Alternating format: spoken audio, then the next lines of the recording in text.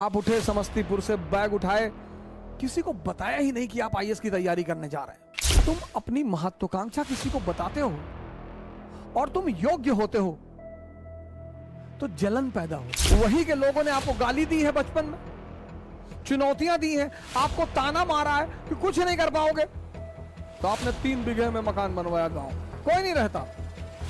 जीवन में तुम्हारी योग्यता तुम्हारी सबसे बड़ी दुश्मन होगी, उसको छिपाना है। जितने हमारे युवा भाई हैं, जब भी आप बाहर निकले, तैयारी करने के लिए निकले, पढ़ने के लिए निकले, बाकी सारे दरवाजे बंद कर दें।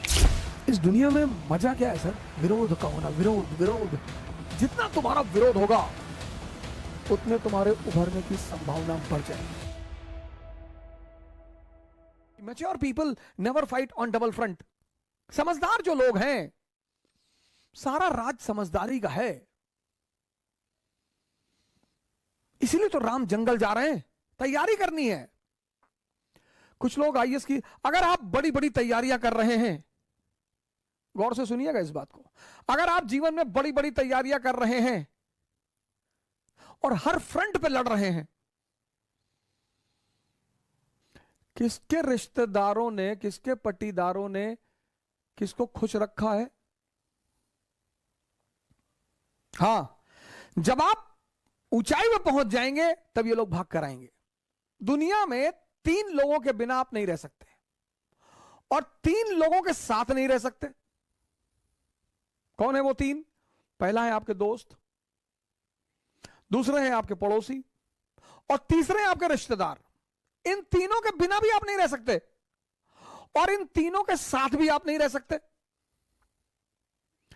इन तीनों से अपने आप को बचाना ही योग्यता है। आप उठे समस्तीपुर से, बैग उठाए, किसी को बताया ही नहीं कि आप आईएएस की तैयारी करने जा रहे हैं। बताया ही नहीं, आपने चर्चा ही नहीं की। अगर किसी ने पूछा कि दिल्ली जा रहे हो, हाँ वो इन्फो जॉब लग गई है, ऐसा ही जॉब लग गई है। बेंगलोर जा रहे हो, हाँ इन्फोसिस में जॉब लग गई है। जब तुम अपनी महत्वाकांक्षा किसी को बताते हो और तुम योग्य होते हो तो जलन पैदा होती है। यह मानवीय प्रवृत्ति, ऐसा नहीं हमारे में होती, तुम्हारे में होती, सब में होती है।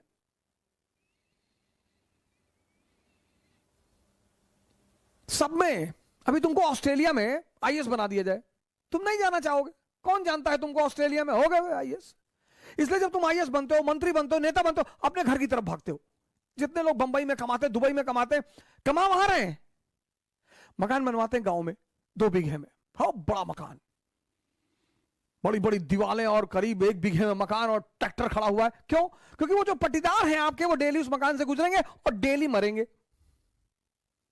उसका मजा है सर। दूसरे को क्या दिखाना सर? अब आप गोरखपुर से गए, सेटल हो गए बंबई में, कौन जानता है आपको बंबई में, लेकिन बैजूडीहा गांव के आप रहने वाले हैं। वही के लोगों ने आपको गाली दी है, बचपन में चुनौतियां दी हैं, आपको ताना मारा है कि कुछ नहीं कर पाओगे, तो आपने 3 बीघे में मकान बनवाया गांव में। कोई नहीं रहता, कोई रहता ही नहीं, इतना बड़ा ताला लटका है। लेकिन पूरा गांव जब उस मकान से सामने से गुजरेगा तो डेली मरेगा कि बहुत पैसा शुक्लवा कमाए, तस्करी उस्करी करता होगा। दुनिया में तुम 3 लोगों के बिना नहीं जी सकते और तुम 3 लोगों के साथ नहीं जी सकते। इनको अपनी महत्वाकांक्षा कभी मत बताओ। अगर तुम योग्य हो, ये तुमसे चिढ़ेंगे। कृष्ण को देखो, बलराम मजाक उड़ाते, सगे भाई हैं। गोरे नंद जसोदा गोरी, तुम कत श्याम शरीर। तुम्हारी मां भी गोरी, तुम्हारे पापा भी गोरे, तुम काले हो, तुम इनके बेटे हो ही नहीं।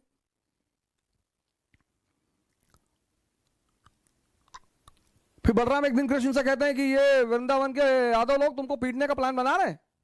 बोले क्यों? बोले तुम इनकी बीवियों के साथ नाचते हो, पीटेंगे नहीं? अरे बोले यार तुम भाई टेंशन मत लो, हम हैंडल कर लेंगे।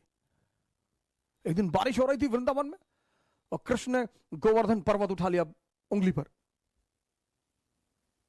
अब आप सोच के देखो कि कोई अपनी उंगली पर पर्वत उठा ले। Demonstration of power. शक्ति का प्रदर्शन। तब यादवों ने कृष्ण से कहा कि देखो भैया, तुम बीवी के साथ तो नाच ही रहे हो, तुम साली के साथ भी नाचो, हमको कोई टेंशन नहीं है।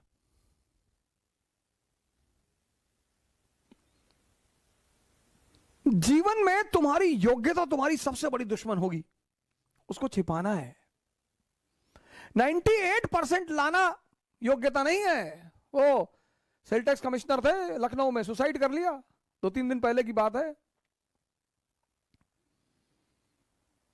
योग्यता है इस दुनिया को हैंडल करना। एक साहब है हमारे मित्र, कहते हैं तुम नौजवान क्रांति चला के सबको बचा लोगे। हमने कहा हम तो बचा लेंगे। नहीं नहीं, तुम्हारा क्या मकसद है कि तुम कोरोना से कोई मरता नहीं है? कि मरते तो लोग टिटनेस से भी हैं। मरने का क्या है? शुगर ज्यादा बढ़ जाए आदमी मर जाए,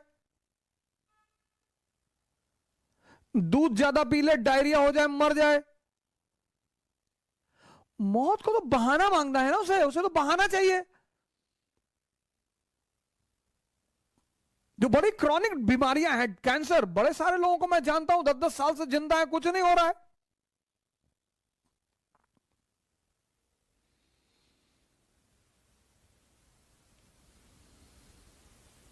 मैच्योर जो लोग हैं ना, मैच्योर, वो दो फ्रंट पर कभी नहीं लड़ते। इसलिए जितने हमारे युवा भाई हैं, जब भी आप बाहर निकले, तैयारी करने के लिए निकले, पढ़ने के लिए निकले, बाकी सारे दरवाजे बंद कर दें, सन्यासी हो जाए। यह है सन्यास का मतलब। सन्यास का मतलब यह नहीं गेरुआ पहन लिए हरिद्वार भाग गए, वो भगोड़े हैं, वो भगोड़े हैं। सन्यासी बन जाइए। दिल्ली आइए, इलाहाबाद आइए, बैंगलोर आइए, हैदराबाद आइए, सन्यासी बन जाइए। कोई आपसे कह रहा कि दिमाग खराब है तुम्हारा, आईएएस कभी नहीं बनेगा तू।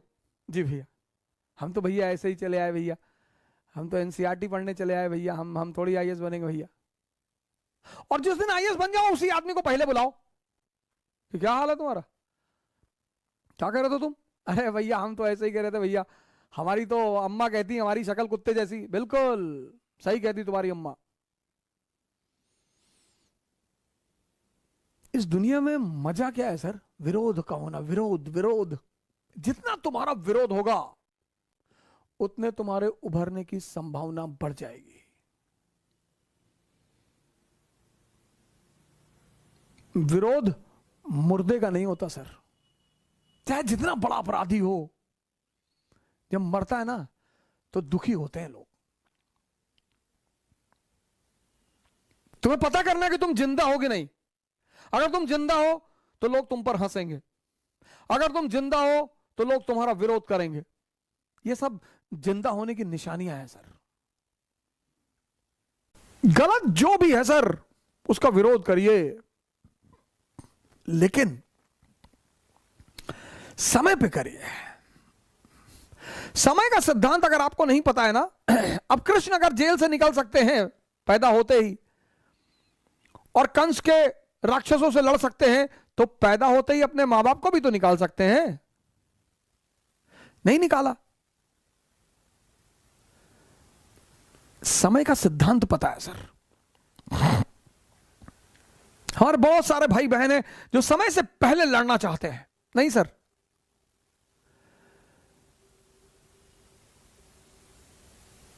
जितने लोग आपको ह्यूमिलिएट कर रहे हैं वो आपको ऑक्सीजन दे रहे हैं सर।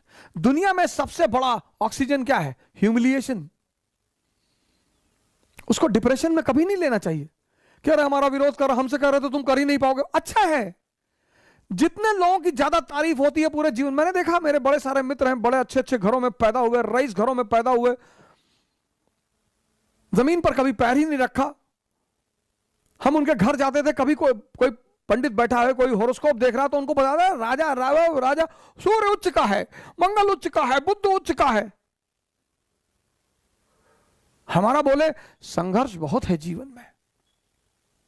तो हमने एक बार अपने पिताजी से कहा, हमने कहा भाई यार सारा संघर्ष हमारी जिंदगी में यार, वो तो फलाने के लड़के को एक पंडित जी बता रहे थे, बोले बेटा पैसा मिला होगा अच्छा, जितने ब्यूरोक्रेट के बेटे हैं उनको बहुत हॉरोस्कोप वाले बड़ा उच्च उच्च बात बता महामृत्युंजय महाजाप, ये योग है, वो योग है, गजकेसरी योग है, फलाना योग है। कुछ नहीं होता सर।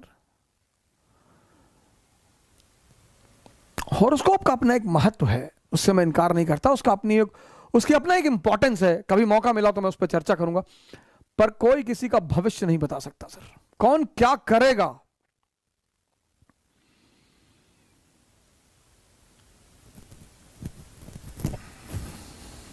राम को तो पता ही नहीं कि उनकी पत्नी को उठाया जाने वाला है। ये इस धरती का नियम है सर।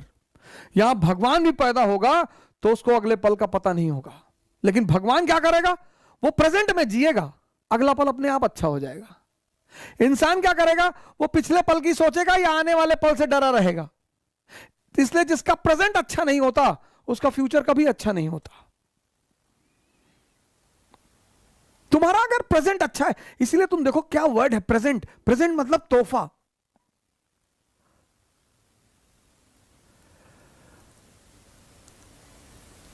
Present tense.